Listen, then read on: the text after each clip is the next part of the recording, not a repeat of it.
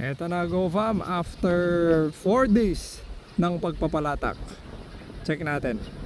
Alright, so eto na Go Fam, 4 days after ng pagpalatak.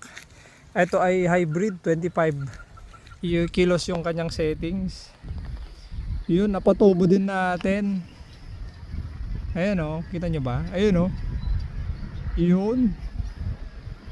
Diba? Kasi nga, napabitak na natin yung lupa Go Fam. At saka yung sinasabi ko nga dapat sasang-ayon din yung panahon.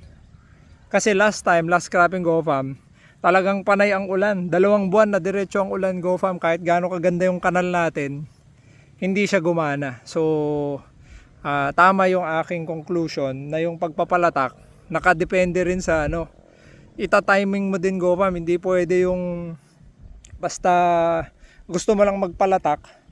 Gaya ng mga napapanood natin Go Fam na kahit umuulan, kahit na lubog yung tubig, mataas yung chance na mag-fail Go Fam. So eto, okay na siya.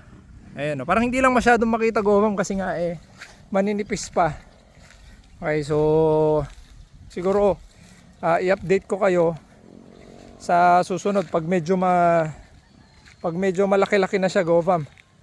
Ayan wait lang hindi masyado makita pero meron siya, ayan nasa kanal mismo Go Fam. So ayan siya Go Fam, medyo tumutubo-tubo na, ayan kita nyo, hindi masyadong makita dito sa sa cellphone Go Fam, pero ayan okay, so ngayon kahit na gaano kayo kagaling magpalatak Go Fam, kung hindi nyo napapatuyan, parang ito boom, eto eto Go Fam, kahit anong gawin nyo, kung hindi siya natutuyan kagaya nito, kasi nga lahat ng tubig nito doon babagsak dito, yung tubig noon babagsak dito, ay nako, wag nyo nang palatakan Go Fam, wag nyo nang